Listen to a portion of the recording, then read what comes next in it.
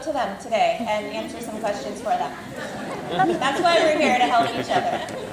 In that vein, I'm here, I work on WordPress, I help make it, so come find me and ask me questions if there's anything you want to know, because I only have a few minutes right now, but I'm here all day. In fact, I'm here until Tuesday.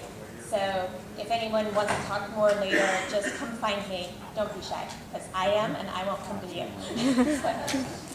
WordPress is now used by over 60 million people around the world. That's a lot. As Alba mentioned, there are a couple of WordCamps going on this weekend, and lucky you, I'm here instead of Kenya, which is actually having its WordCamp on a wildlife preserve, and I totally wanted to go. But Alba got me first, so here I am. And I'm excited to be here. So I always wonder why there aren't more WordCamps and meetups in, I mean, I know Puerto Rico is technically the U.S., but it kind of has that sort of Latin American Spanish thing, and there are so many Spanish speakers, especially in the U.S. Spanish is rapidly becoming one of the most spoken languages in the U.S. I think one of the largest Spanish-speaking cities in the world is actually in the U.S., Los Angeles. So I'm really excited when I see more Spanish-speaking people getting together and talking about WordPress, because it's such a great tool. And Elias was just talking to me about wishing that the Spanish translation of WordPress, the actual dashboard, the administration section, was in Puerto Rican Spanish instead of Spain Spanish, Castilian, or whatever it is.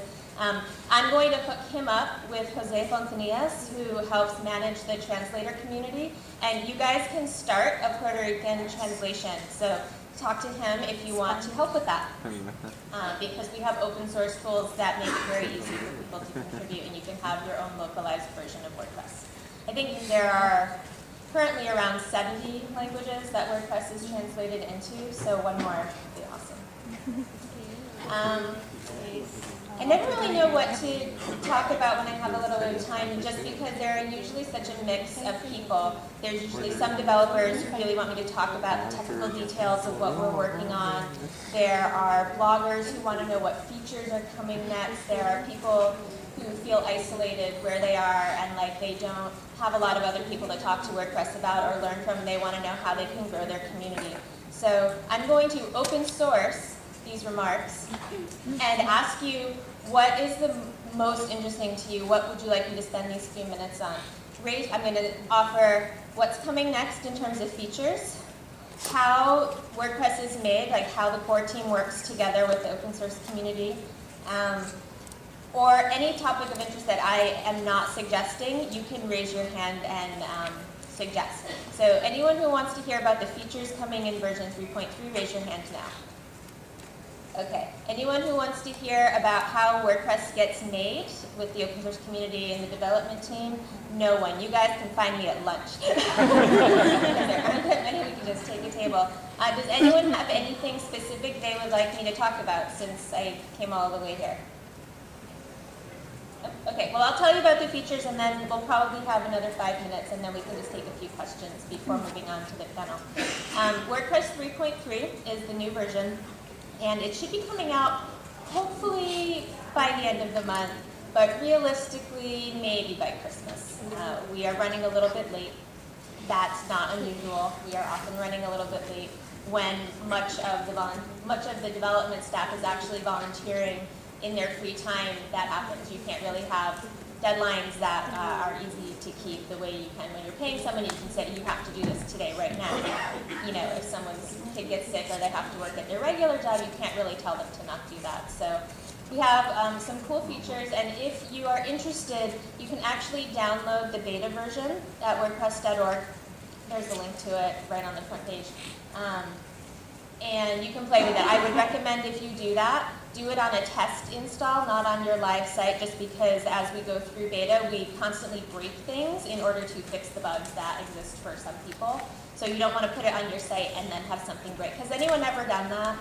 Like had their site break because they updated something or had weird plugin conflicts? No? One person. Okay, a few more. Okay, it's really not embarrassing. Things break all the time. But we should be coming out. We're in beta 3 right now. We'll probably have one more beta release, hopefully this coming week, and then we'll start the RC process. That stands for Release Candidate.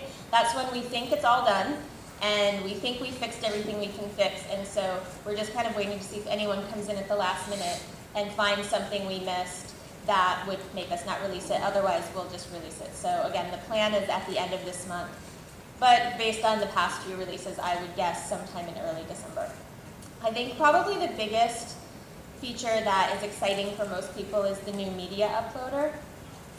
It's going to support drag and drop uploading, so you can drag your pictures from your desktop just into this little window, and then it will magically start the upload process instead of having to like click, select, find the file, open, yes, upload it.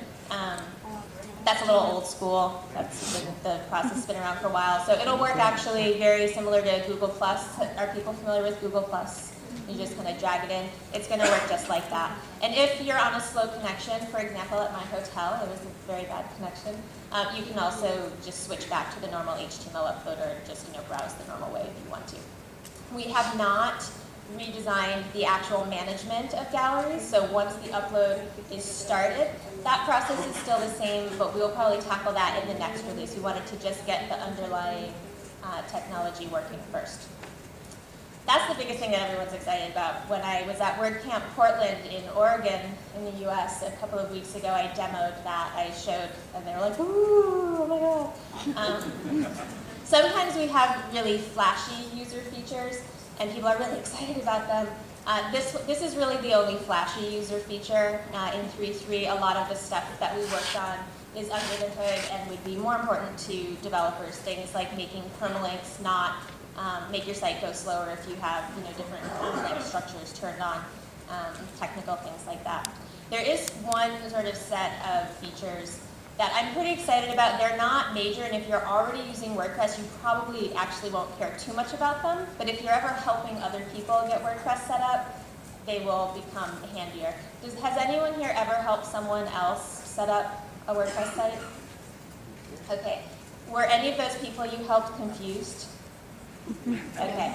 WordPress, I like to say it's easy to use. People tell us it's easy to use, but I know it's still way too hard. And every release, we have to make it easier. And there's just only so much we can do at a time. But things like, where did that tagline come from? I don't know where this even came from. Just another WordPress site? What?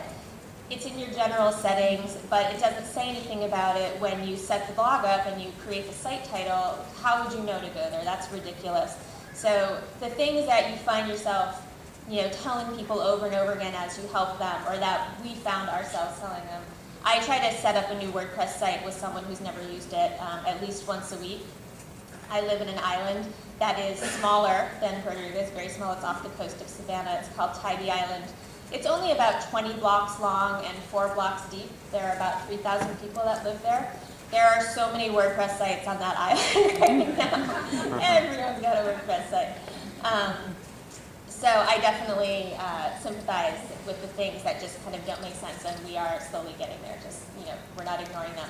So when you first set up a WordPress install, starting with 3.3, on the dashboard, there will be sort of a welcome area that says, hey, welcome to WordPress, you're cool, yay. And then these are some of the things that people tend to do when they first set up, edit your tagline, set if you want comments on or off, decide your media center, blah, blah, blah. And then there'll be a few more around, why don't you delete that sample about page so that you don't have this random sample about page sitting there for, 10 years. Delete the default post, write your first post, upload an image, change your header, things like that, so that when people launch their site, it'll actually be a little easier for them to get into. After you update, starting with 3.3, you'll actually go to a post-update screen that will tell you all the new features. So when things change, especially in the UI, you won't be confused about what happened. How many people have ever updated WordPress and then